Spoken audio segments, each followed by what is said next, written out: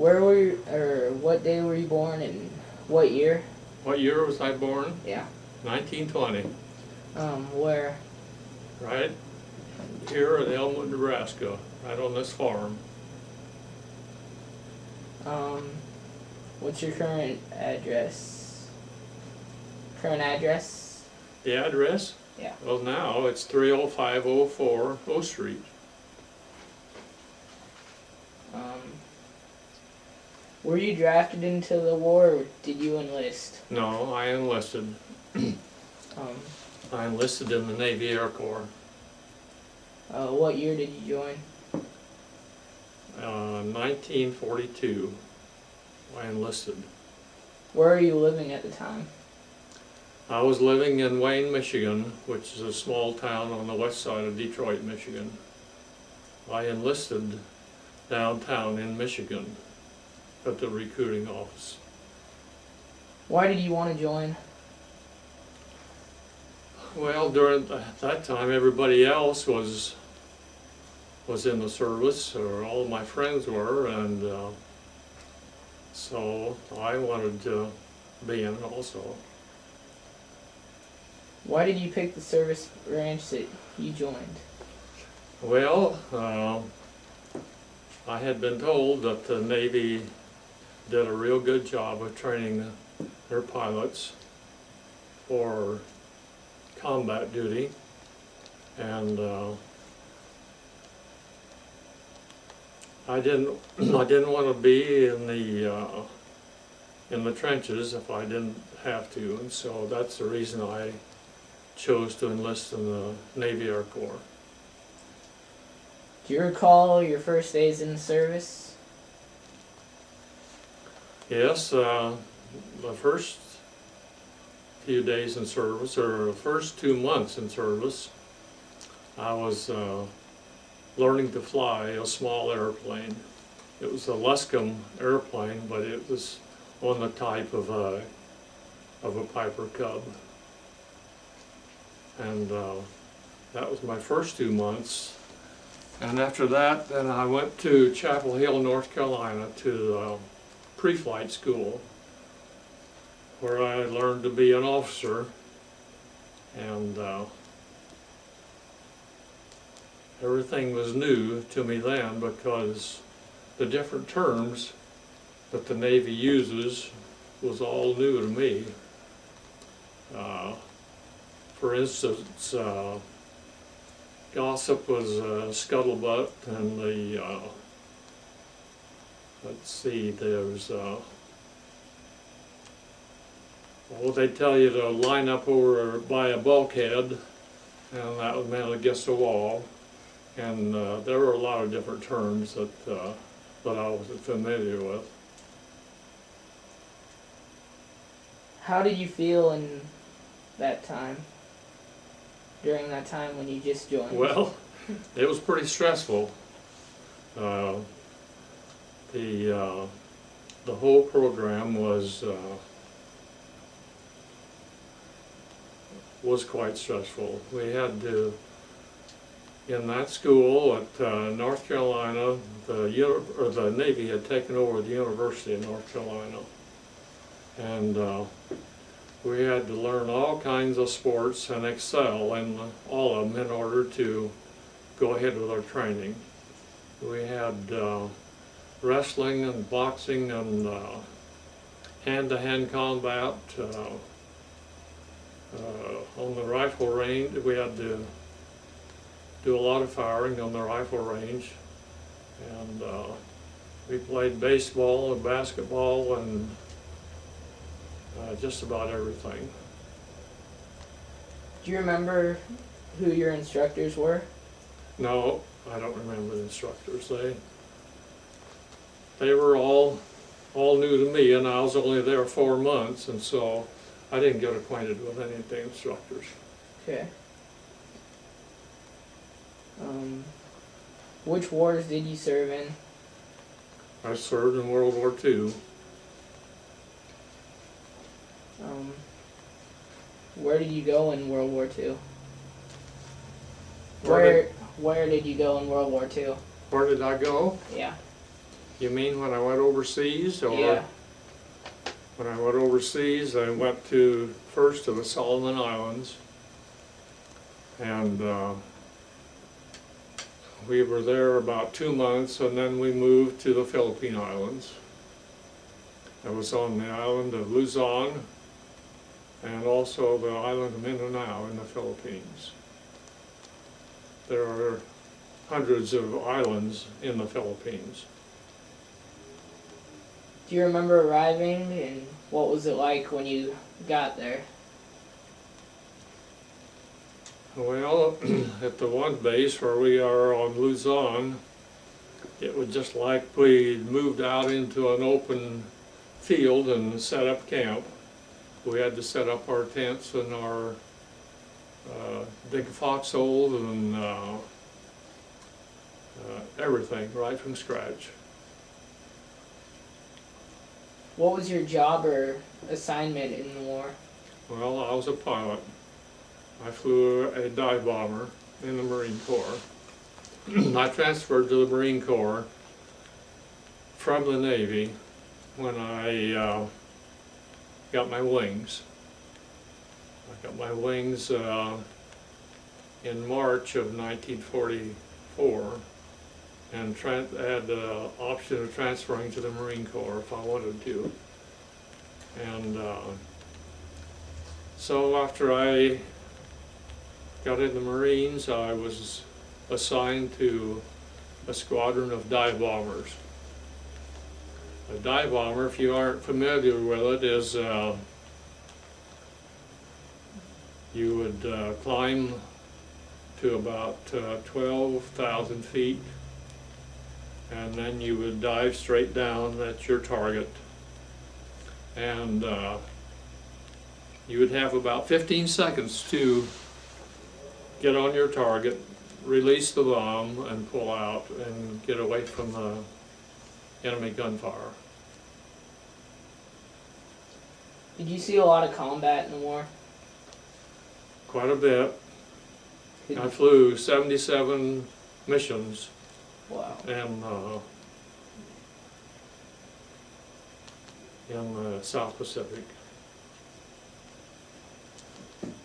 Were there a lot of casualties in your unit? Oh, fair number, not a whole lot. We, when we got out there, a lot of the Japanese fighters were already taken care of, and so we didn't have too much trouble. The biggest problem was anti-aircraft fire and machine gun fire from the ground. Tell me about a couple of your most memorable experiences. Well, I remember very vividly.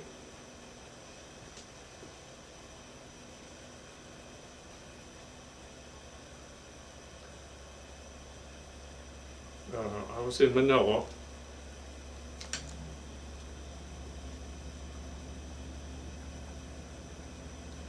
And they had just opened up the prisons.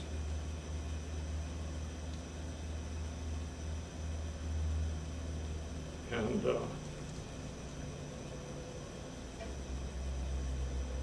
the people that came out of the prisons were just pathetic.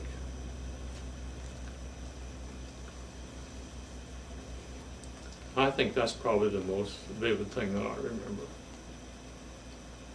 Were you ever a prisoner of war? Was I? Were you ever a prisoner of war? No, I was never a prisoner of war. Were you awarded any medals or citations? Yes, I was awarded the Air Medal with 13 stars, and the Distinguished Flying Cross with 3 stars. How did you get them? How's that? How did you get the awards? I didn't hear you. How did you get the awards? How do you get the awards? Yeah, how did you receive them? Well, I got the awards for flying the strikes in the in combat. We were awarded the Air Medal for every 5 strikes, and the Distinguished Flying Cross for every 20 strikes. And being that I had 77 strikes, so that's the way I got the medals. How did you stay in touch with your family when you were away? Well, the only way we had was by writing letters, and they were awfully slow. We didn't communicate very much. When we would move from one base to the other, well, then it would be probably a month that we didn't receive any communications. My family didn't know where I was at, never did know. What was the food like when you were? Well, it wasn't very good. We didn't have any fresh food. We didn't have any fresh milk, or no fresh eggs or anything like that. And the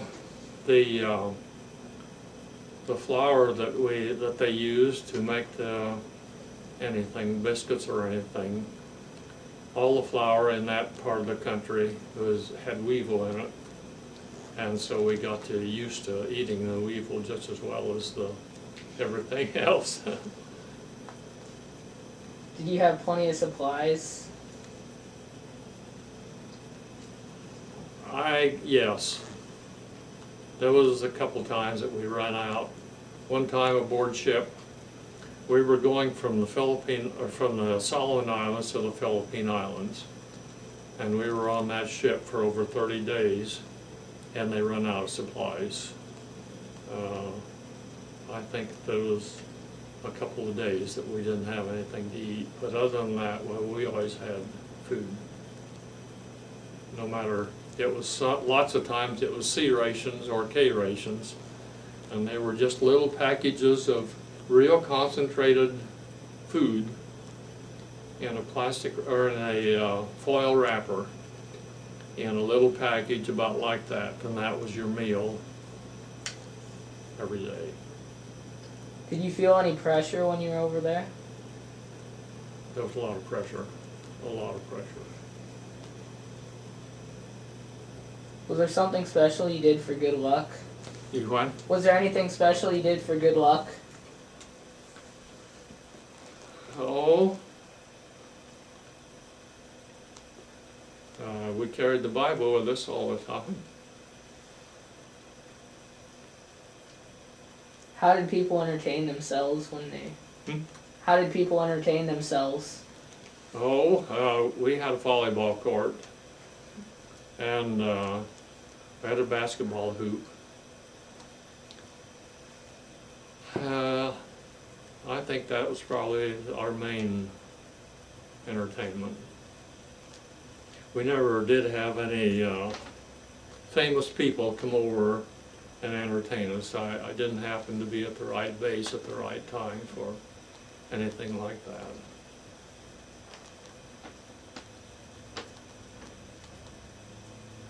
Where did you travel while in the service, other than like... You what? Where did you travel while you were in the service? Where did I travel? Well, I started out in Mansfield, Ohio in primary training, and I went to Chapel Hill, North Carolina, and then I went to Pensacola, Florida. I went to DeLand, Florida. Went to Los Angeles, California, to a Marine Corps base, and I went to San Diego, another Marine base, and that was from there I was shipped overseas, and we went to the Solomon Islands and to the Philippine Islands. And on the way home, we stopped at the Samoa Islands, and from there we went direct to San Francisco. And when I got to San Francisco, then I was transferred again to San Diego, and I was released from active duty in San Diego. When I enlisted for 10 years, and I put in almost 4 years in active duty, and then the rest of the time, the last 6 years, I was on inactive duty. But I was still on call anytime within the 10 years. Do you recall any funny or unusual events? Well, there were a lot of events.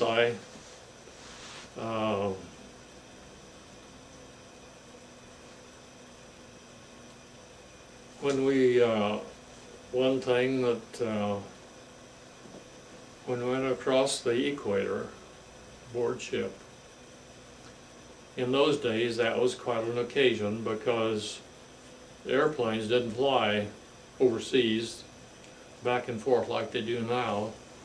And when you went across the equator aboard ship, they had a big initiation for you. And one of their things that the crew members on the ship got to initiate everyone else who was aboard. And one of their favorite things to do was to shave your head and shave your eyebrows, and if you had a mustache, they'd shave one side of your mustache and silly things like that. But it was initiation when you crossed the equator. Do you remember any other pranks that you or others would pull? Well, not exactly. Another fellow and I, we lived in the same tent. When we got to the Philippine Islands, we had to dig a foxhole, and we thought that it was real easy digging, and it was mostly sandy soil out there.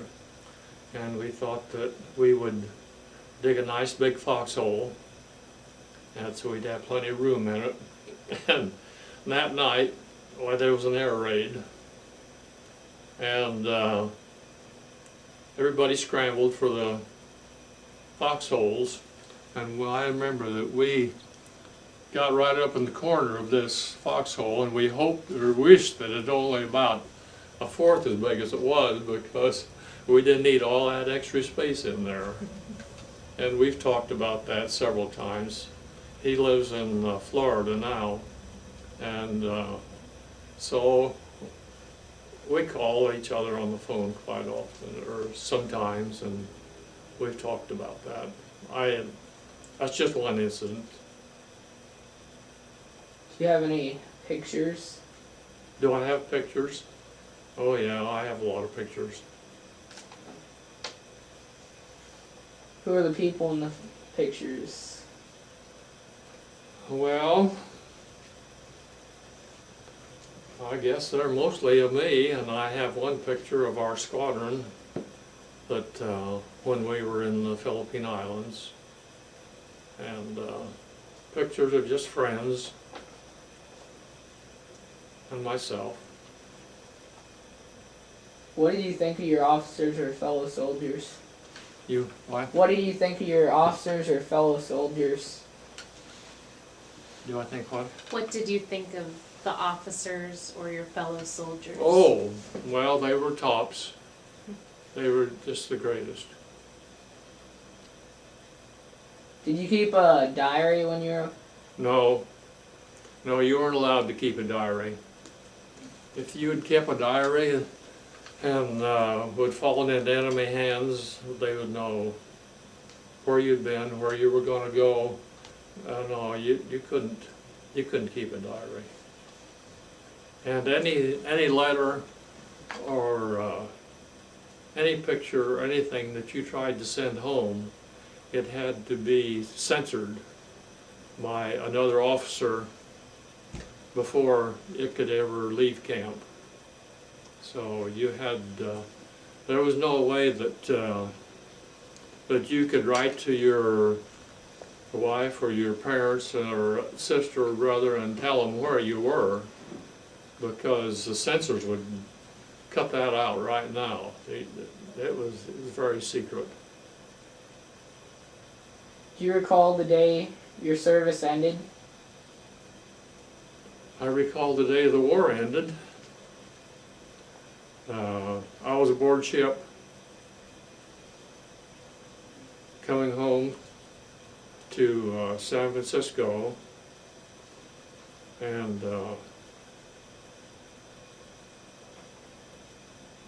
we were still out in the ocean when they dropped the atomic bomb, and we heard about it aboard ship.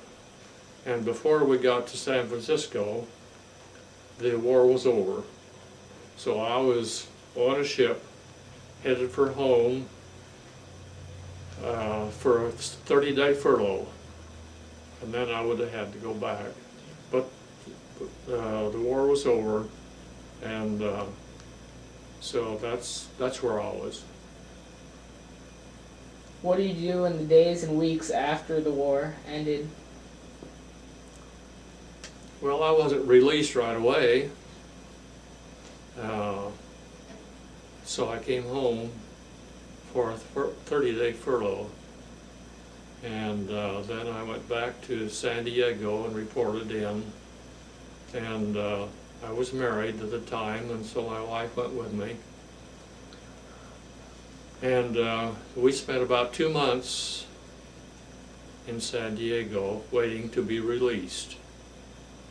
And I was released just before Christmas, and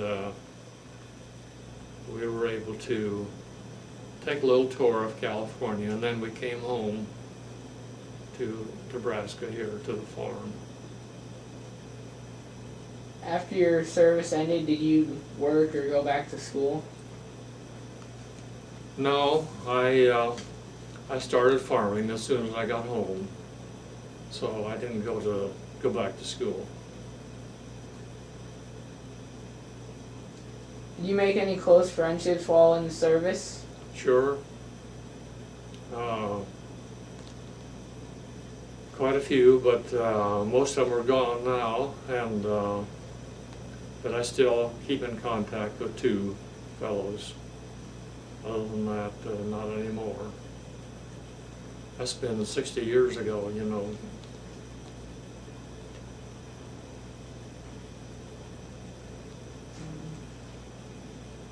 Did you join a veterans organization? I joined the Legion. I belong to the Legion now for 53 years.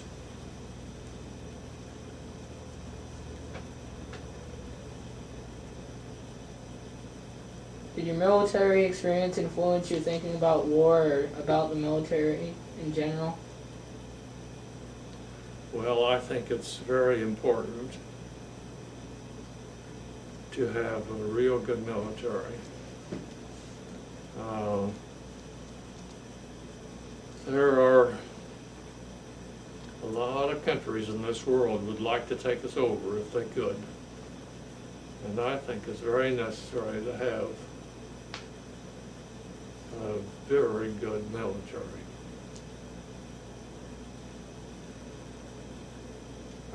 What kinds of activities did your post do in the veterans organization?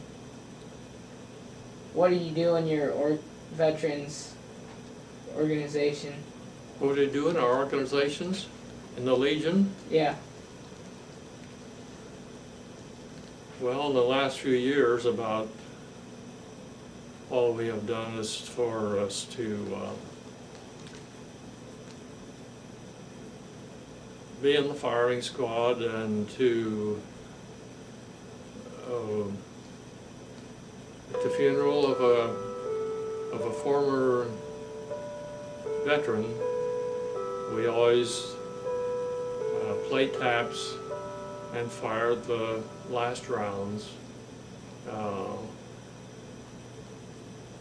Our organization hasn't been too good in the last few years because we're all getting too old and but we've had a lot of good times together, and it's all been worthwhile. Do you attend reunions? What? Do you attend reunions? To attend reunions? No, I haven't. How did your service and experiences affect your life? Well, it's made all the difference in the world.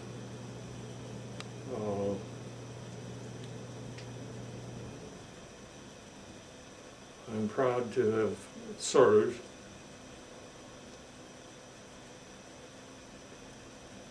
I think it gives new meaning to life to have served your country.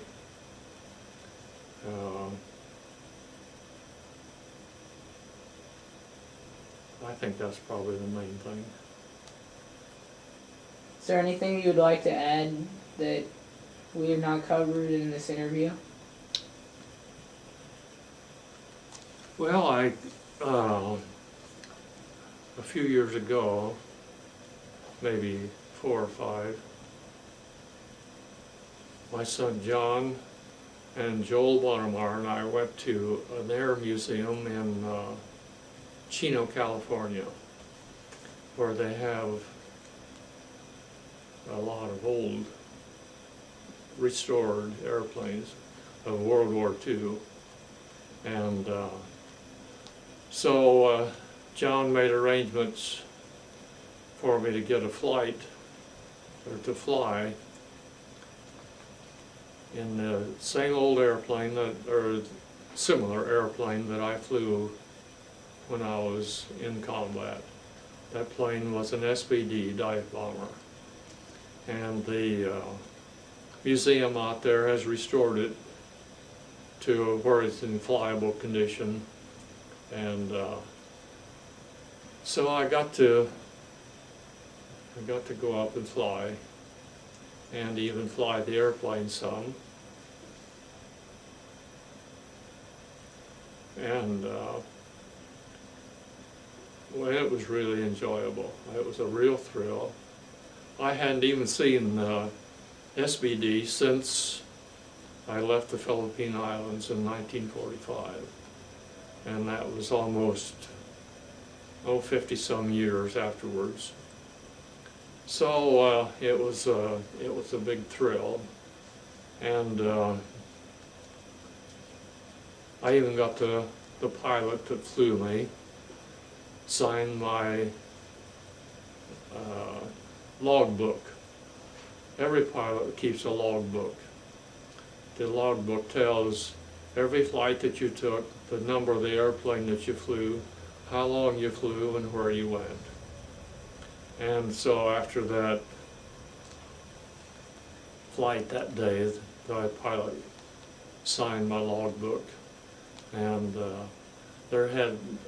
when I looked at it, there hadn't been an entry made in it for 53 years. So that part was great. And then I found, when I was in Pensacola, Florida, learning to fly, there was a lady there who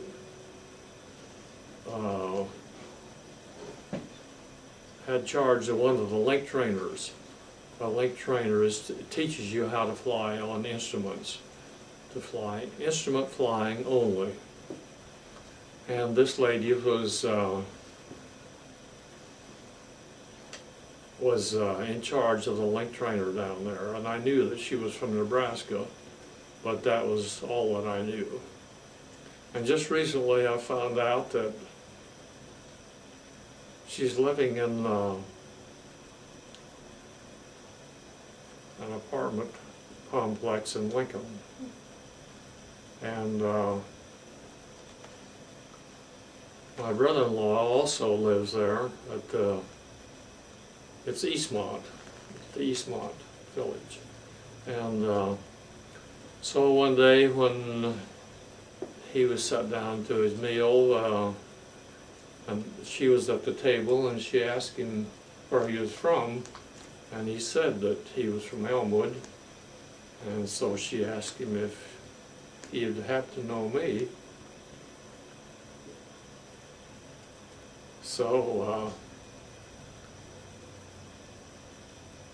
consequently, I got to meet her, and she had taught me in Pensacola 50-some years ago, and had signed my logbook also.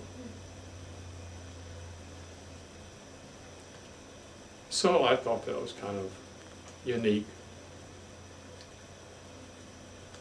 But I guess probably nothing other than that. Oh, some funny things happened. When I was aboard ship, going from the Philippines to the, or going from the Solomon to the Philippine Islands, we were supposed to sleep in the hold, which is down in the bottom of the ship.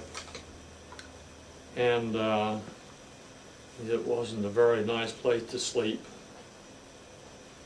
So I met a fellow that was one of the members of the crew of the ship, and he was from Nebraska.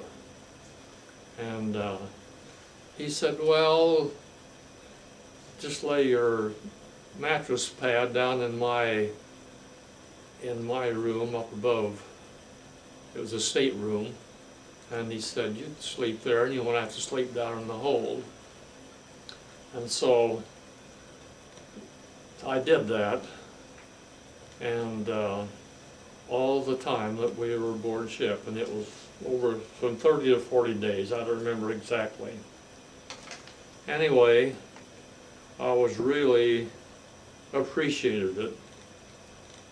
And so when we got to the Philippine Islands and started to unload to go aboard,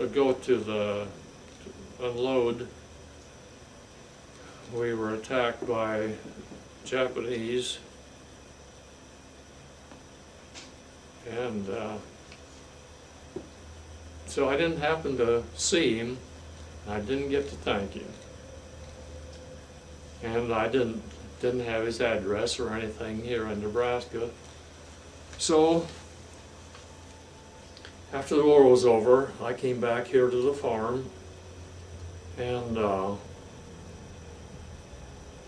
I suppose it was probably 7 or 8 years later that one night, it was at Thanksgiving time, and we had a real bad blizzard.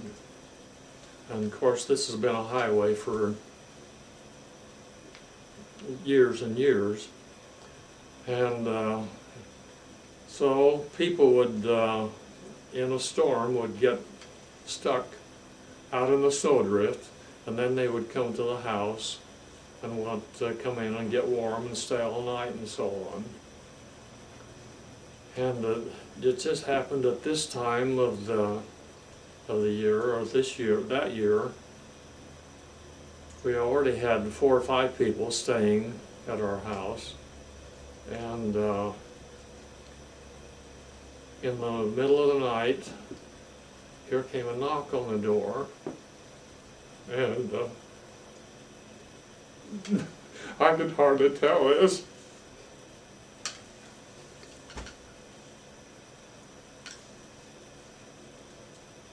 But anyway, when I went to the door, it was this fellow.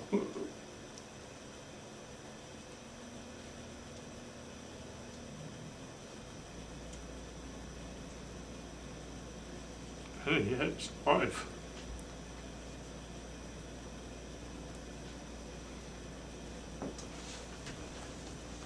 And so I got the pain back.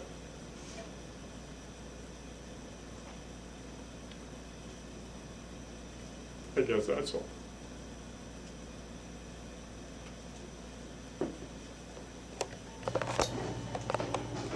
Yeah, it surely is. It just,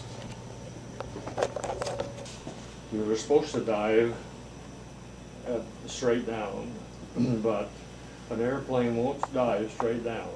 You've got the lift on the airplane, and so it's 70 degrees. I'll get that one more time. I don't think I got it last time. It was really going down in your eyes. If you weren't careful, you'd black out. Well, after so many times, I think you could kind of feel about what position. Nowadays, they have, for flying airplanes, they have suits, these pressure suits that they put on that keeps the blood from rushing down when you pull out of a dive. So it didn't have anything like that. So in this dive, here was this poor guy in the back seat, backwards, you know. Wow. And my airplane, or my guns in the front of my plane were 50 caliber machine guns, 2 of them. And it was synchronized, the guns were synchronized with a propeller so that the bullets went right through the propeller. Wow. I mean, it didn't go through the propeller, Right, but it but- was synchronized so that it went in between the it blades. didn't shoot the propeller Yeah. off when I was.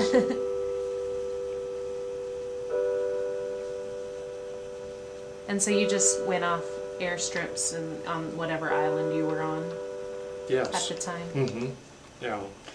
When you're in the Navy trains you to, with the thoughts that you're going to land on a carrier. Uh-huh. And I had all of the training to land on a carrier, but I never did, because when I was called into duty, or was to the squadron that I was going in was dive bombers, and it was a Marine dive bombers, and it was island based. So I never did land aboard ship. But it was really a great training, because we just learned to do about everything. We studied navigation just continually, meteorology. You had to be able to read weather maps, because when you're out in the ocean, flying out over the ocean, you can't see anything. I mean, it's no land or any lights or anything else.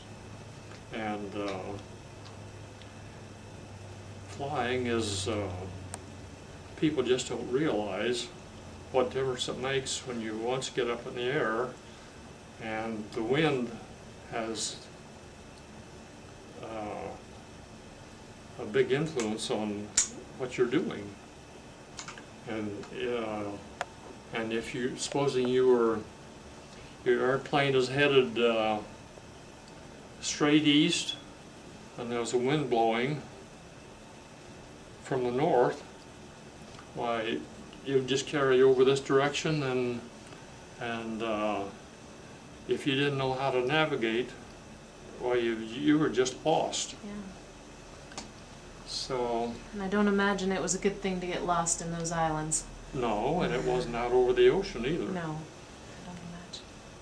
Did your plane ever get hit by any?